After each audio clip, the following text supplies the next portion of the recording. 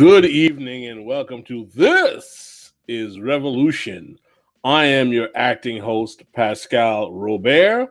Our normal host, Jason Miles, is still on vacation. This is his last day of vacation, and he will be back with us for our Saturday free show.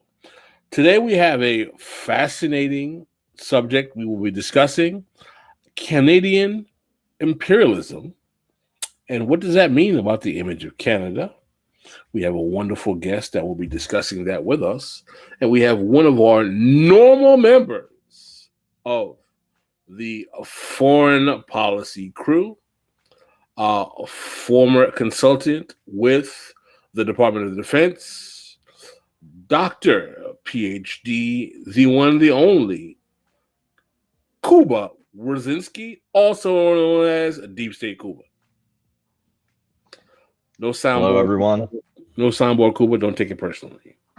I don't. I had all of the people who normally applaud waterboarded, so it would be nice. There you go. If I came on. There you go. You, of course, with no such thing is because Deep State Kuba, obviously. But before we bring in our guest, our wonderful host and Capitan, El Jefe, Jason Miles, produced a video for today's episode. And let us go to the intro video.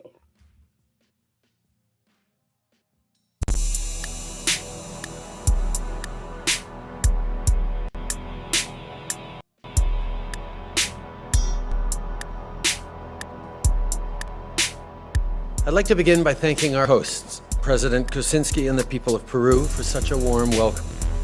This summit was a chance for APEC members to tackle the challenges facing the global opportunity and to seize the global community and to seize the opportunities that lie ahead. A central theme of our discussions this weekend was the need to encourage free trade in the Asia-Pacific region. We know that increased economic cooperation has the potential to expand new opportunities for business owners, help create well-paying middle-class jobs, and to increase prosperity. Home to 75% of the world's mining companies, Canada is the imperial power that is seldom discussed. While the election of Justin Trudeau was thought to bring progressive change, it's been more of the same capital-driven, environmental and labor abuse under the charade of enlightened imagery. Is Canada benefiting from an incorrect assumption of progressivism? Or is Canada another usual suspect in the global game of empire and conquest? We'll ask these questions and more. This is Revolution. Notre pays produit suffisamment de quoi nous nourrir. Nous pouvons dépasser même notre production, malheureusement. Par manque d'organisation, nous sommes encore obligés de tendre la main pour demander des aides alimentaires. Ces aides alimentaires qui nous bloquent, qui nous inspirent, qui installent dans nos esprits cette habitude, ces réflexes de mendiant, d'assister.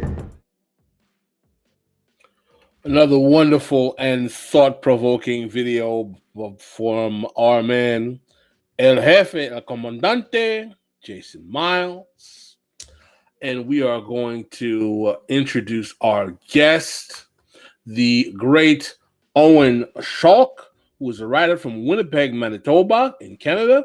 He grew up in the countryside, surrounded by rural emptiness, abandoned houses, and farm-loving German Canadians who tried and failed to instill their love of farming in him. He found his artistic curiosity while reading the usual canon and found his voice while reading Pynchon, DeLillo, Bolaño, and other authors who write with a critical eye for dominant social and political doctrines. Owen's short stories have been distributed by a variety of print and online publishers, including the Paragon Press, the Anti-Langorius Project, and Whimperbang. Additionally, his academic work has been awarded with a number of scholarships and awards in Manitoba. Let us give a This is a Revolution round of applause for Owen Schalk. Thank you. Hello.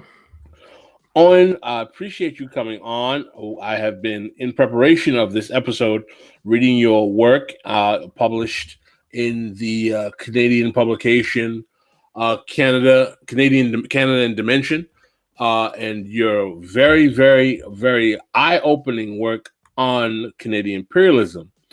What I would actually like you to do, for those who just watched the intro video, who saw one of my favorite African leaders and Pan-African revolutionary leaders, Thomas Sankara, may be asking themselves, what does Thomas Sankara have anything to do with Canada? Why would Jason and the guys at This Is Revolution be putting Thomas Sankara, former leader of Burkina Faso, in a film about Canadian imperialism?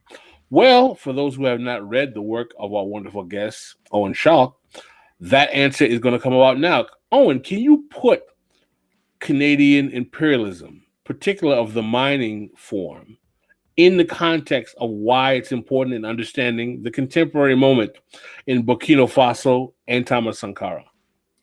Absolutely. So I think if we're trying to get an understanding of Canadian imperialism, what we have to understand first and foremost is how the Canadian ruling class views itself in relation to the world, and particularly in relation to the traditional colonial powers of Europe.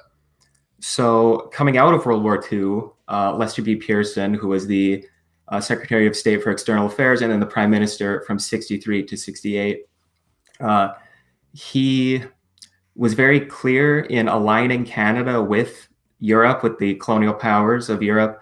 And pursuant to that, he would diplomatically and economically defend the British Empire, the French Empire, and the Dutch Empire in their colonies of Indochina, of Indonesia, and Malay. And he would give diplomatic support to these groups. And he actually sent $60 million in military aid to the French in trying to squash the anti-colonial resistance movement in Indochina. And when I say he, I'm speaking by extension about the Canadian government.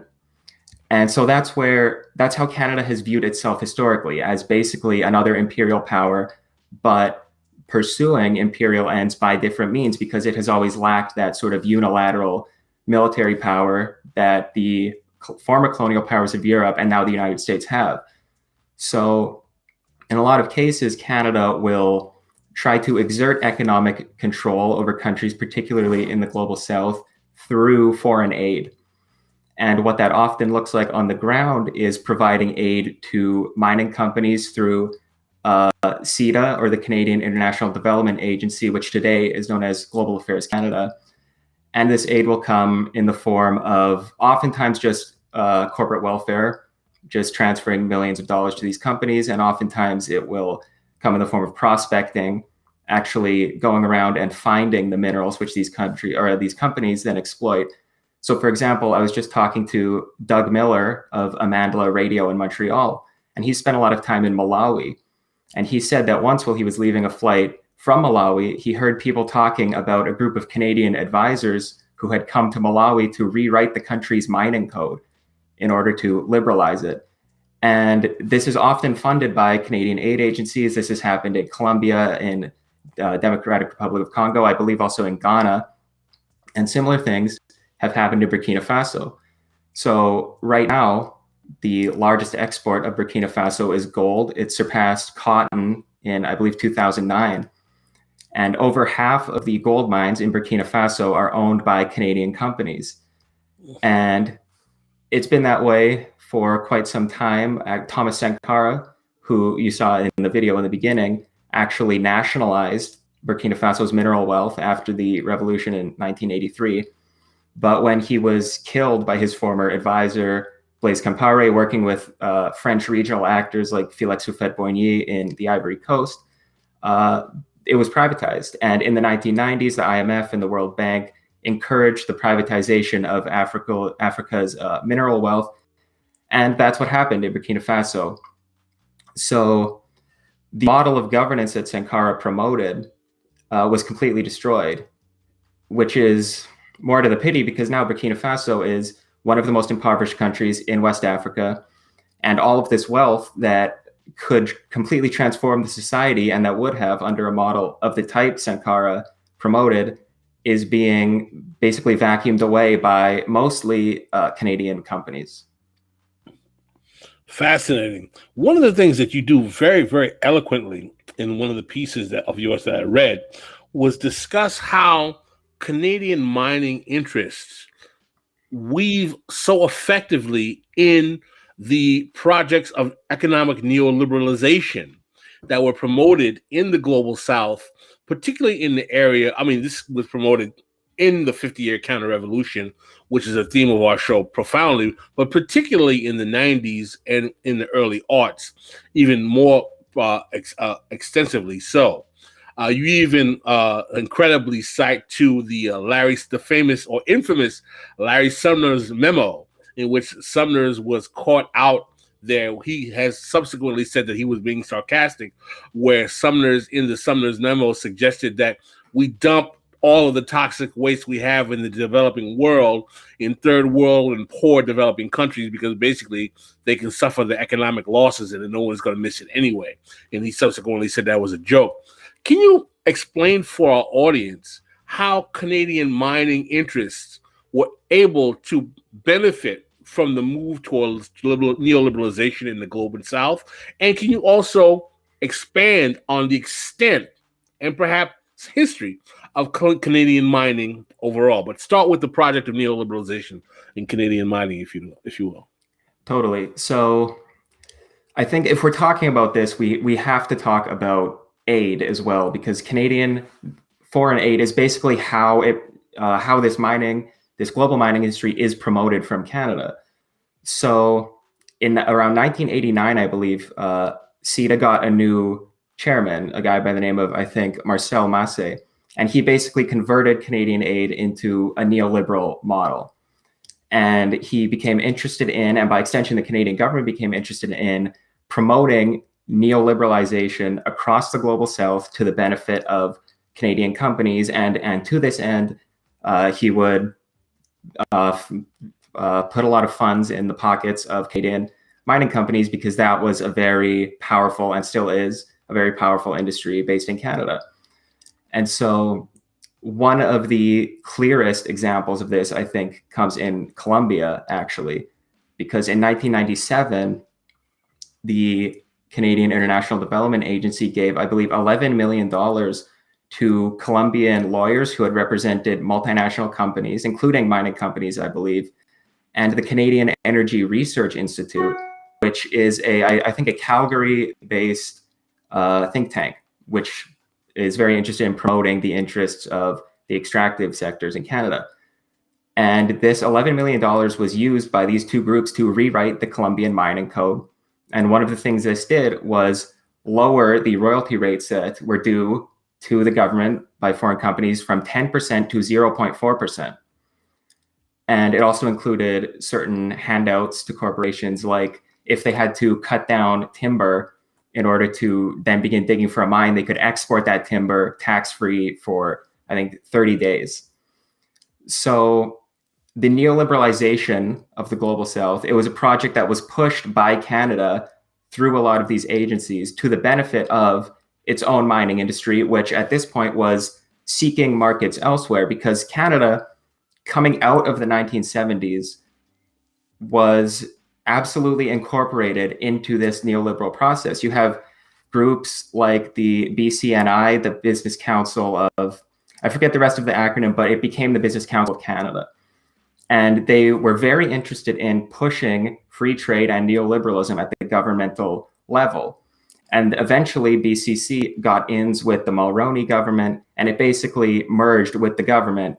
So now neoliberalism is essentially what Canada exports everywhere it goes, often through these aid companies, to the benefit of Canada's mining sector. If I could chime in for a second. Cuba, go ahead. By the way, for those who do not know, Cuba is a Canadian national. So, this is his homeland.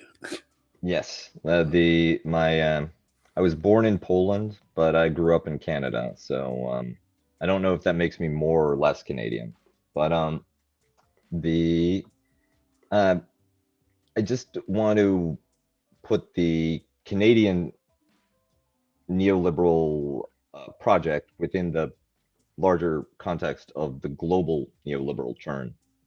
And Canada has a long history of being an adjunct or a lieutenant to somebody else's imperial project. Canada was a dominion within the Commonwealth, which the British Commonwealth, which enabled it to have preferential access to the resources and the markets within other British possessions.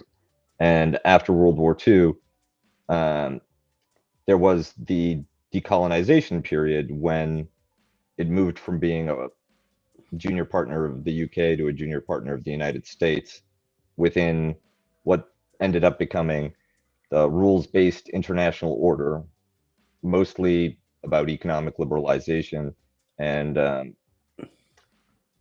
economic pressure on developing countries in the global south to provide preferential access and preferential treatment of foreign investors, especially Western interests. Different Western countries that were all generally partners in this process specialized in different sectors. The Canadians were involved in mining minerals. There were other countries that specialized in oil extraction, pharmaceuticals, Nestle and processed foods, and has tried to, and for a long time, Nestle was actually a Swiss company pushing for the neoliberalization of drinking water. And this is just to point out that this was a global process where the Canadian mining interest was a slice, but the pressure on the global south, because it was multilateral and it came from a number of Western governments, a number of advanced economies, was that much harder to resist. Okay, thank you for that input as well, Kuba. Owen, do you want to follow through? Yeah, totally. So bringing that into the present now, and specifically into West Africa, because that's the areas that I've focused on in a lot of my recent articles. This pressure, this same pressure that ended up overthrowing Sankara and bringing Burkina Faso into this state of constant underdevelopment, or rather continuing the process of underdevelopment that had also existed pre-Sankara. We see in Burkina Faso, as I said, 60% of gold mines owned by Canadian companies. In Mali right now, two of the largest gold mines, the Loulo-Gounkoto gold mine and the Fekola gold mine, I believe, are also owned 80% and 90% by Canadian companies. And just for perspective, Canada often talks about being a very generous power on the world stage, being a promoter of human rights, of peacekeeping, development, all that. But I did some research into the actual sum total of all Canadian aid development programs to Mali since 2000. And I believe the total of these programs, 21 years, is about $1.5 billion. In 2021, in one mine, the Fekola gold mine, the profit that was made from that mine was around 600 million, I believe, which went to B2 Gold, a Canadian company. So that really puts it into perspective that the cash flow through one of these companies, which is owned by a Canadian company, is equal to around a third, or I think actually closer to 40% of all of the money that goes back into Mali over 21 years, which really just emphasizes what Walter Rodney talked about, this process of underdevelopment really being linked to the expropriation of profit, which does not get back to the continent. And so Africa is left to languish in this constant state of underdevelopment while the exploiters continue to industrialize and profit. Walter Rodney being the great Guyanese Pan-Africanist scholar and intellectual who wrote How Europe Underdeveloped Africa, who was also mysteriously assassinated or killed by political enemies, someone that we should actually do a show to discuss more often on This Is Revolution. one of the things that you did that I found very fascinating, and you touched on it in your last commentary just now, is that you talk about how this facade of Canada being a generous in terms of its foreign aid is really undermined by the fact that when you look at the profit ratio to the aid ratio, to how much money Canadian corporations make in these countries, like Burkina Faso, like in Mali, like in West Africa, the profit margin is incredible compared to the actual amount of aid that is given. Can you elaborate a bit more on that, if you don't mind? Totally. So in the article that I did focusing on Burkina Faso, I point out that the value of Canadian corporate holdings in Burkina Faso, I think specifically in the mining industry, is about $3 billion.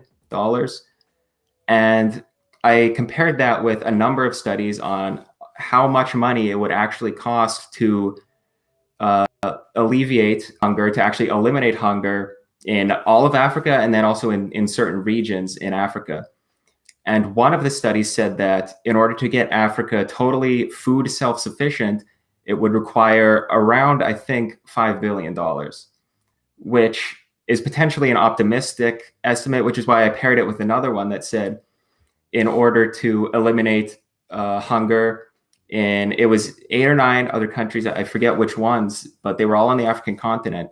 It would require an investment of, I think, $1 to $2 billion more dollars a year for about 10 years.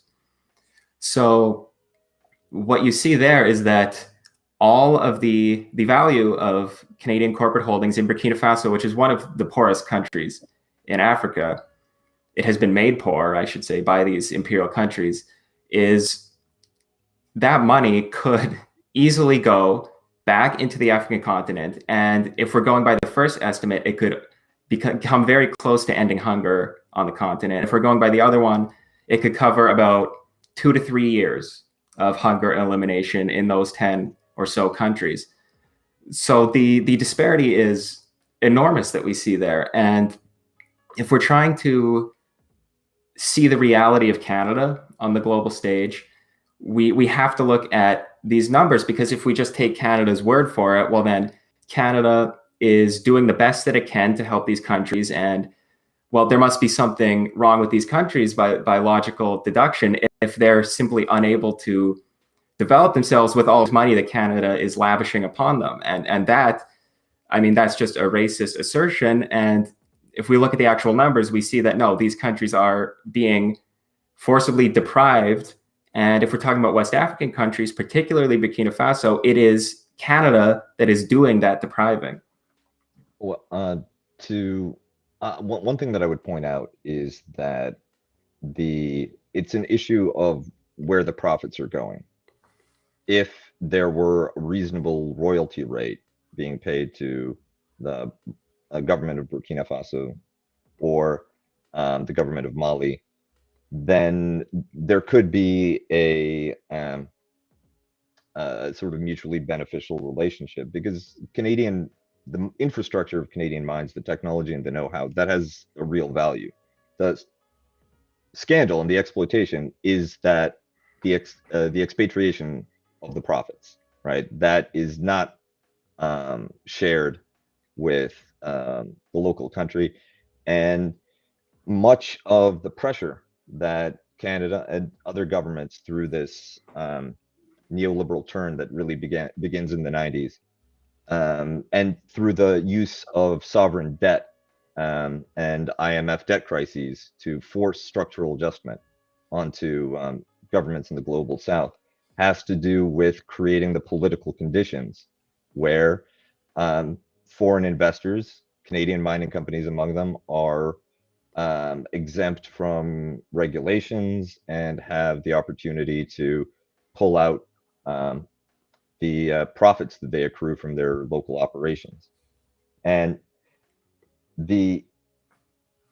I think that one piece that we also need to look at is how Western powers and international corporations apply political influence to promote local elites that are willing to be complicit in rewriting legal regulations, rewriting mining codes, rewriting rules on the movement of investment funds and profits for the benefit of those companies. It's the comprador class that Pascal has referred to in the past, and that is the local face and a crucial element of the overall system of exploitation.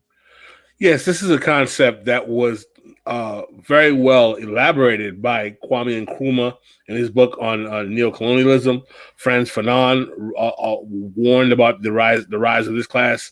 Amilcar Cabral's theory of class suicide was basically considered a solution for the development of this class. And all of these intellectuals basically warned about the fact of when colonial independence is won, that there will develop a black comprador elite or neo-colonial bourgeoisie, if you will, that will facilitate, under the guise of national liberation, if you will, the wealth extraction and oppression of these countries in the global south to the benefit largely of the same imperialists that have been grounding these countries to powder and dust for a century or more. And what has been the unfortunate reality is that all of those great radical revolutionary leaders and intellectuals were absolutely correct in that is exactly what happened. And if you read the great work of Cedric Johnson, Revolutionaries to Race Leaders, which Jason and I have been discussing several times on this show, there's an amazing quote. I forgot the name. I don't have the book in front of me, by a gentleman who was a SNCC activist in that book. And that book is basically about the rise and development of the Black political class out of the Black Power era. And one of the things that is the SNCC activist said is that it may take Black folk in America having Black political leaders govern over them to realize that race alone in of itself is not going to assure liberation from the oppressive system that folks find themselves in. And I'm paraphrasing, obviously. So Cuba is not incorrect in noting the... Not incorrect. I'll take that. No, he's absolutely correct, quite frankly.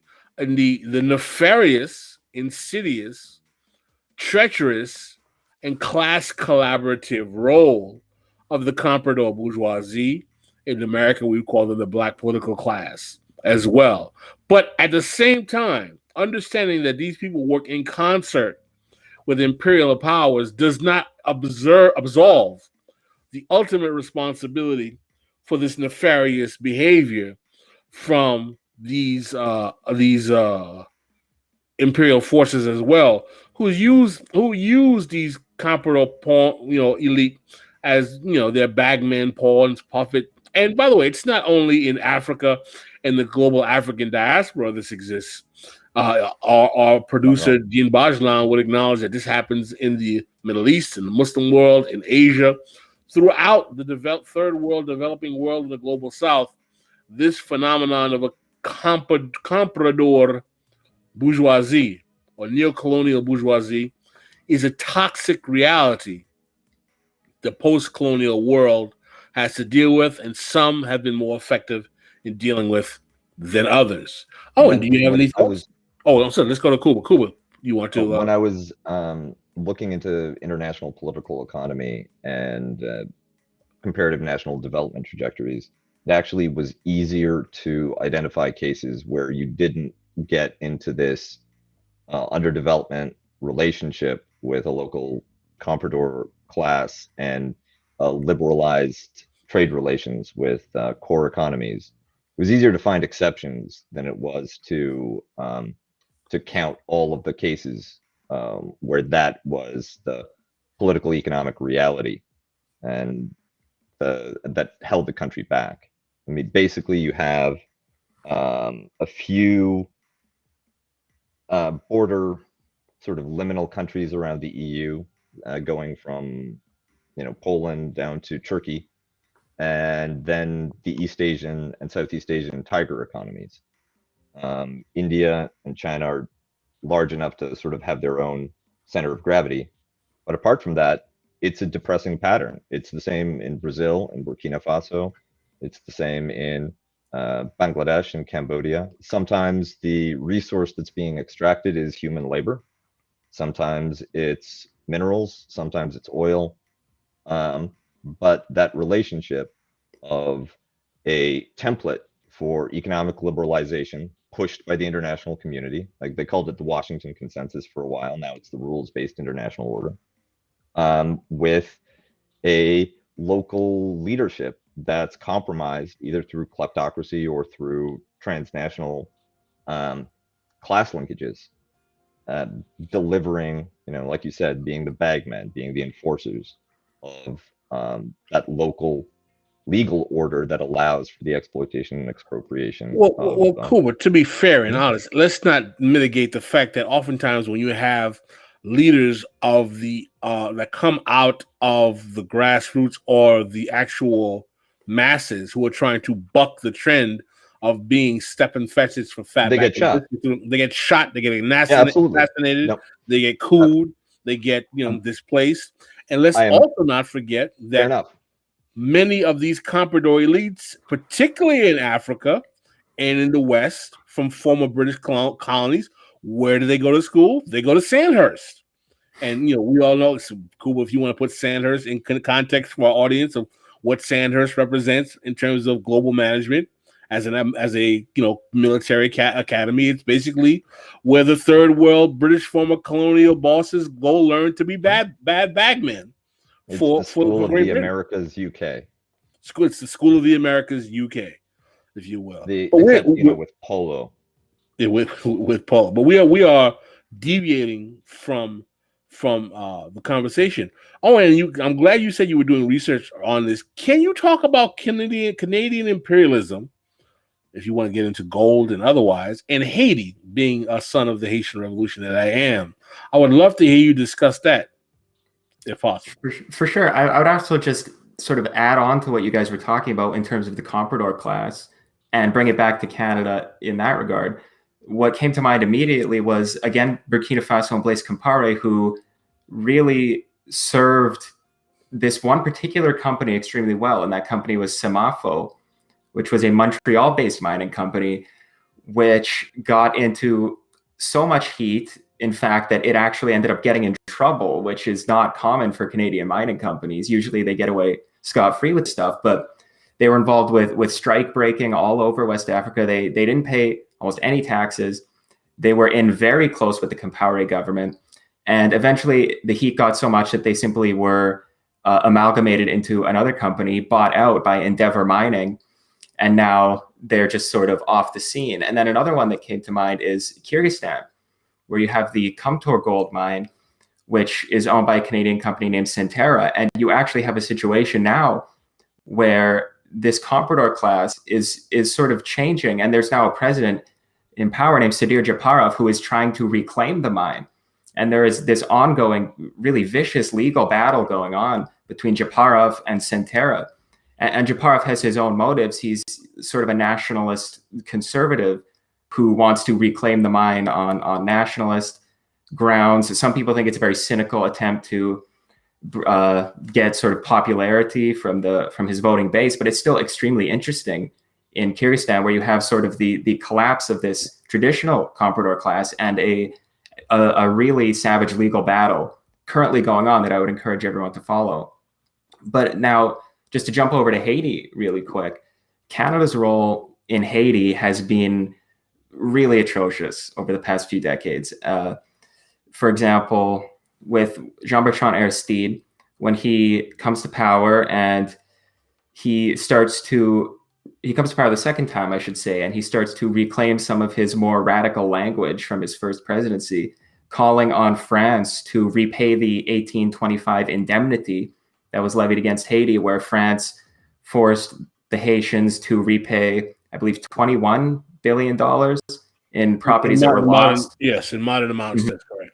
In properties that were lost during the revolution, including human beings.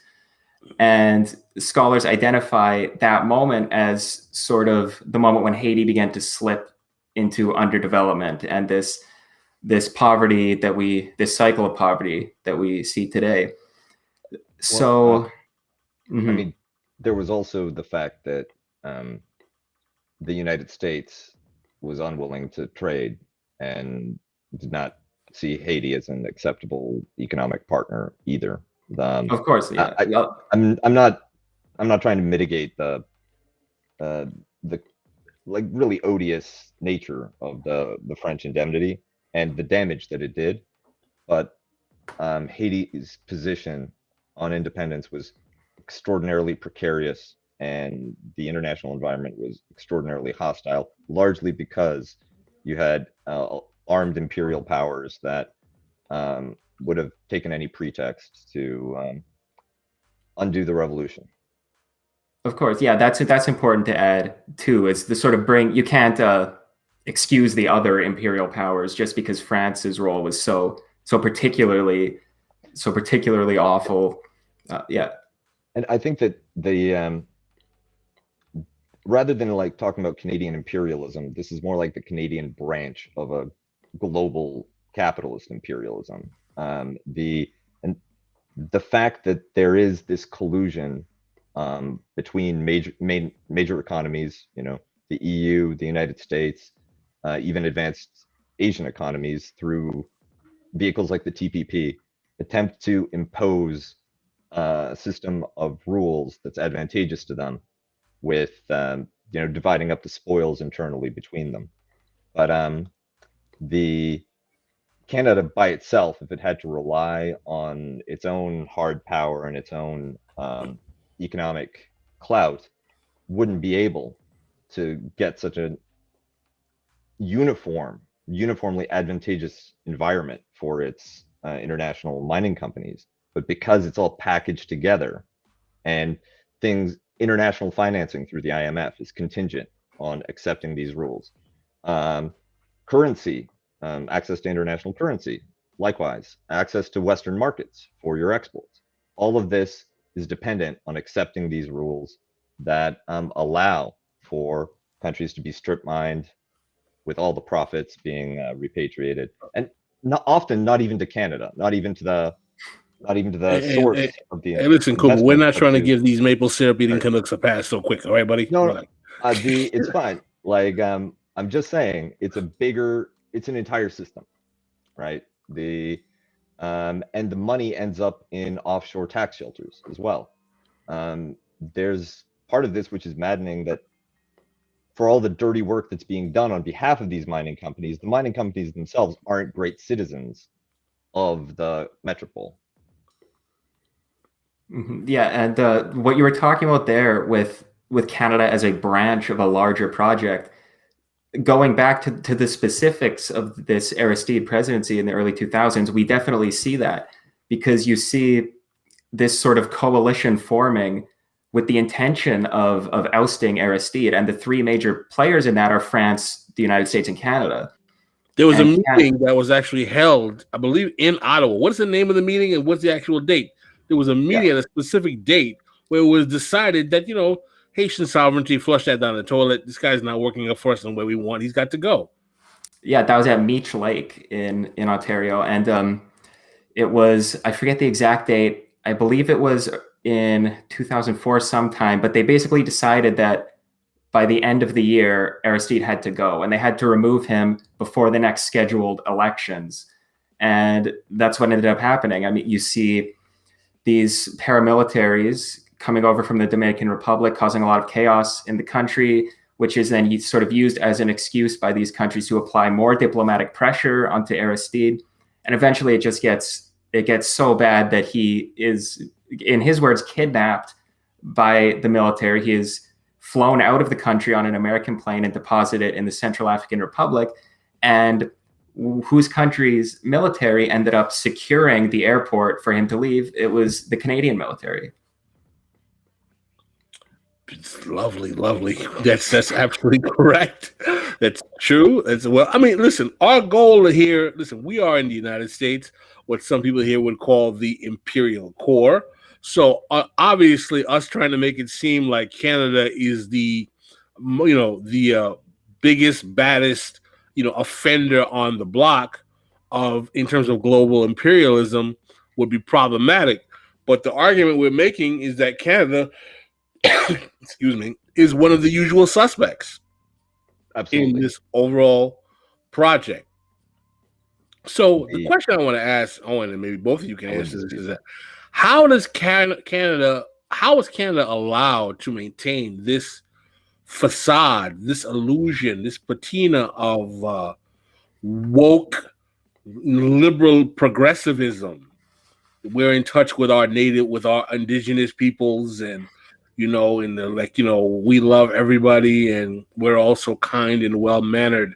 Like how I'm not going to lie, right? I mean, I have family, as you probably both know. There's a relatively large population of Haitians that live in Canada, particularly in Quebec and Montreal.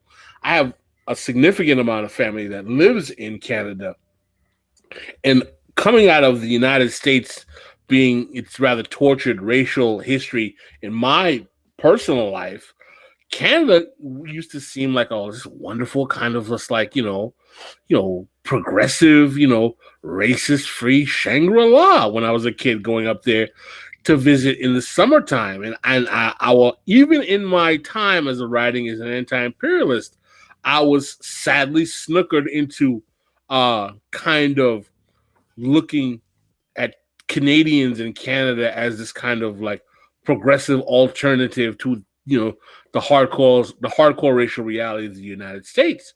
And it was through the investigation and doing further reading and being exposed to some of my comrades who were like, no man, no, don't sing the praises of these Canucks, brother, at all. There's a lot of dirt under their fingernails. So to Owen, and Kuba, you can jump in too, is that what is the mechanism that allows Canada to really create this charade of facade? For sure. So I think if we're talking about this sort of woke branding of Canada, we have to separate Justin Trudeau's specific brand from that, and we have to go back a lot further in history to the post-war era, and this idea of liberal internationalism or Piersonian internationalism, named after the former Secretary of State for External Affairs and Prime Minister Lester B. Pearson, who is more than any other figure in Canadian history sort of deified in the Canadian political imagination as the figure that Canadians should aspire to be like. And this idea of Piersonian internationalism is dependent upon a belief that Canada acts in a benign or benevolent way on the global stage through multilateral institutions, such as the UN, in order to achieve basically outcomes that are good for all the parties involved. And one of the biggest myths, or rather one of the biggest constituent factors of this process of myth making, is the Suez Crisis, which Lester B. Pearson is involved in arbitrating, and then later the Congo crisis, which sort of has this very problematic idea around it that Canada was a neutral party, when if you in fact look into that, you see that the Canadian peacekeepers were actually extremely anti-Lumumba, and it was actually a Canadian peacekeeper who tipped off Mobutu of Lumumba's location, which led to him being murdered. So this idea of Canada as a progressive place, it comes out of this history, this myth making, this idea of Canada as a liberal internationalist state.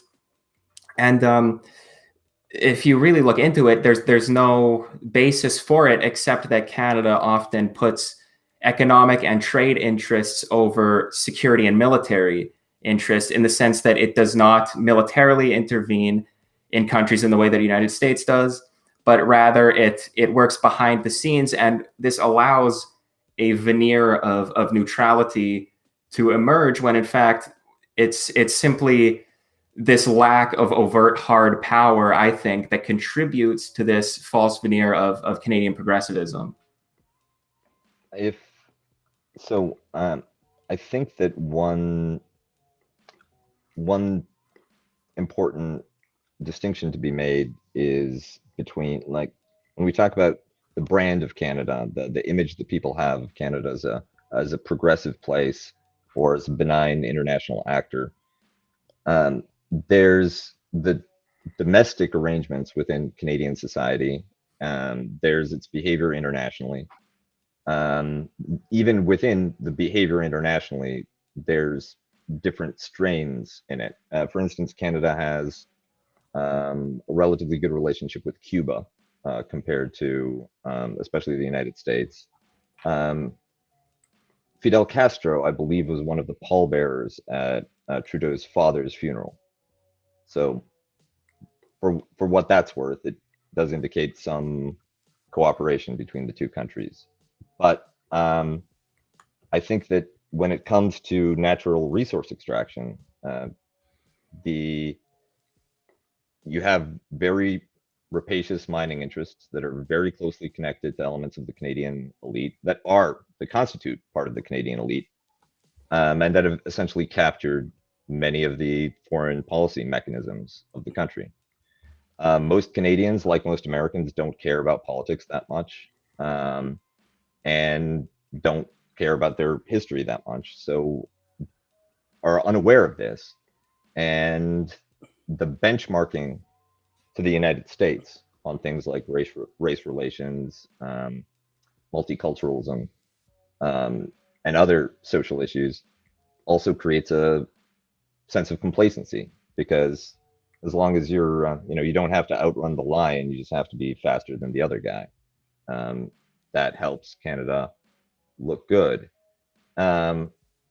So it's a matter of branding to a large extent. The fact that you can free ride on an international imperial system that other people enforce with hard power, and the fact that on a domestic level, Canadian society isn't bad.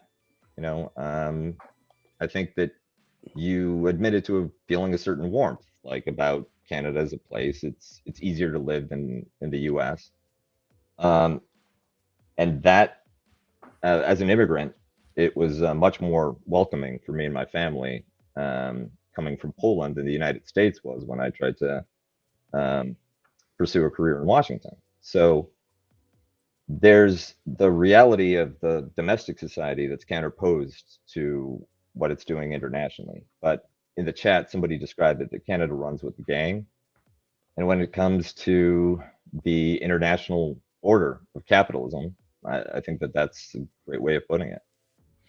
We're going to move on to some of our super chats here. What is the legacy of Pierre Trudeau? He came to power before the counter-revolution.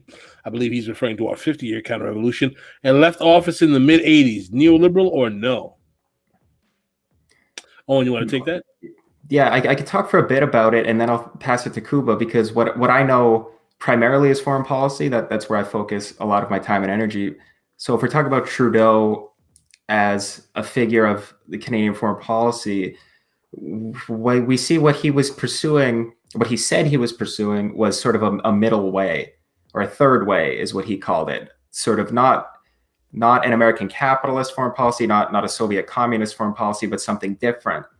And in that context, he was very keen about letting everybody know that Canada had cordial relations with Cuba. And he would go on like very visible trips there. All of the papers would cover it. It would be a huge thing.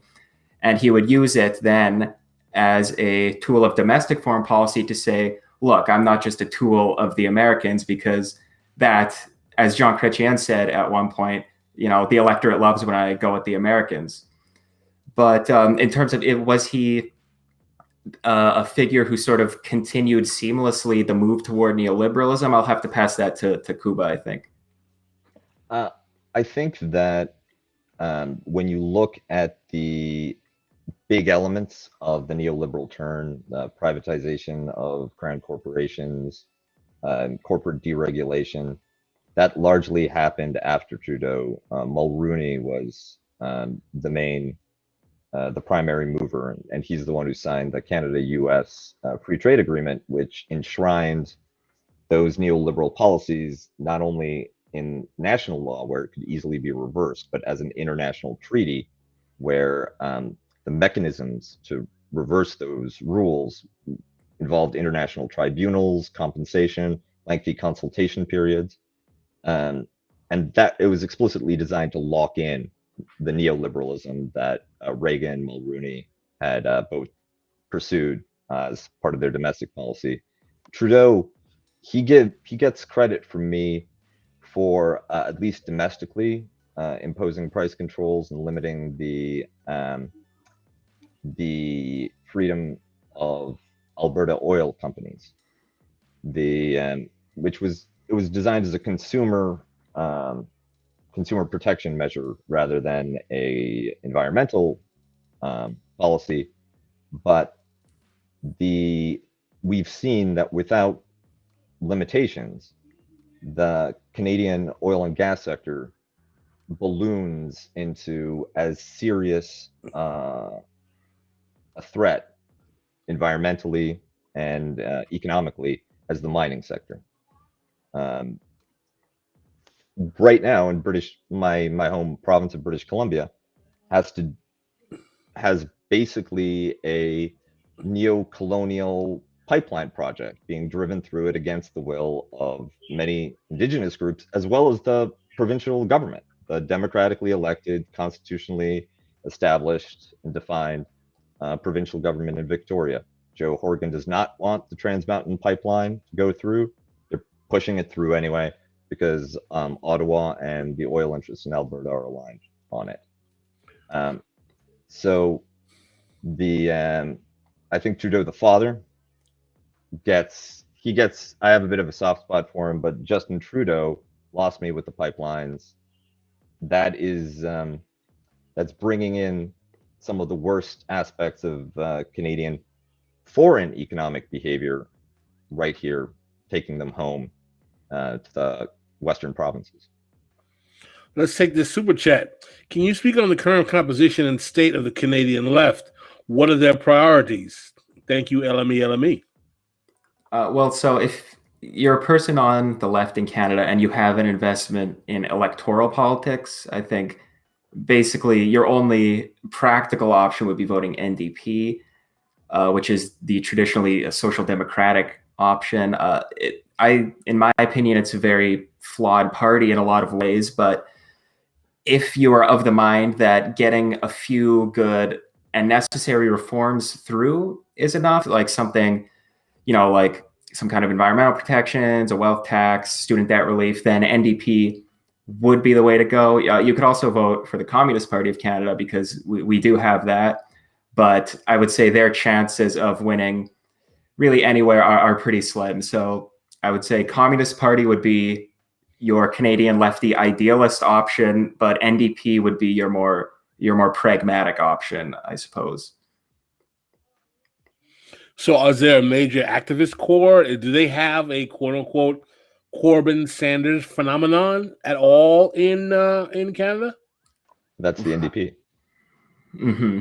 Although at this point, I don't know if they create the same sort of energy among the electorate that a Sanders or a Corbyn did. Jagmeet Singh is he's doing okay, but I don't really see him creating this moment around himself that Sanders or Corbyn were able to do. Maybe Kuba, you disagree. I don't know. Well, I think that the risk is overstating what Sanders and Corbyn were able to do because they both lost, right? Ultimately, those were flashes that didn't actually manage to change the center. And the rules around Canadian electoral politics, namely the first past the post single member district system, heavily disadvantages the NDP. Their support is spread out, so they often fail to convert votes to seats. But their existence, I think, as a separate party, rather than what you have in the United States or the UK, where you have Labour or the Democrats with a left wing and neoliberal wing, I think it helps keep pressure on the Liberal Party to prevent a wholesale capitulation to the hegemonic Western neoliberalism. But in Canada, a lot of the activist energy also blends in with identity groups. So First Nations, there's a great deal of energy on securing their ancestral rights and forcing the government to live up to its obligations to Indigenous Canadian groups. You also have other visible minority groups that have an activist core. And sometimes these compete with the economic message of the NDP. Often they work hand in hand to amplify each other's message. Well, we're coming down to the last 2 minutes. Owen, hopefully we can see you in our after hours Patreon only section. Can we get at least a half hour, maybe more out of you? Are you down to come on? Sure, I'll do 20 minutes, 30 minutes for sure. Okay, we'll send you a link. We'll see you there. Kuba, you'll be joining us in the Patrons only section as well. Try to stop me. All right, wonderful. Well, I'm glad that we were able to have this conversation about Canada and discuss some of its imperialist adventures in the world, particularly in the global south. Oh, I want to talk about Chrystia Freeland in the patron section. We can talk about that. Like Definitely. and subscribe. Also, check out our link for merchandise. Check out the merch. We've got some funky, fresh merch.